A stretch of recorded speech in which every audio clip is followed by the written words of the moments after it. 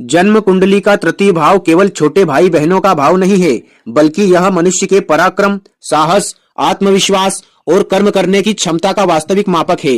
बृहत पाराशर होरा शास्त्र के अनुसार यदि तृतीय भाव और उसका स्वामी बलवान हो तो व्यक्ति परिस्थितियों से डरता नहीं बल्कि उन्हें चुनौती देता है।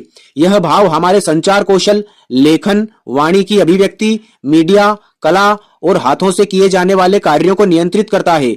यदि यहाँ शुभ ग्रह हो तो व्यक्ति प्रभावशाली वक्ता, लेखक या प्रभावशाली कौशल पर्सनालिटी बन सकता है, परंतु यदि पाप ग्रह अशुभ स्थिति में हो तो व्यक्ति अधैर्य, विवाद प्रियता या भाई बहनों से मतभेद हो सकते हैं। तृतीय भाव यह भी बताता है कि व्यक्ति जोखिम उठाएगा या नहीं। कमजोर तृतीय भाव वाला व्यक्ति अवसर देखकर भी पीछे हट सकता है, जबकि बलवान तृतीय भाव वाला व्यक्ति असंभव को संभव करने का साहस रखता है। संक्षेप में तृतीय भाव ही तय करता है कि आप जीवन के योद्धा बनेंगे या दर्शक। ओम नमो भगवते वासुदेवाय।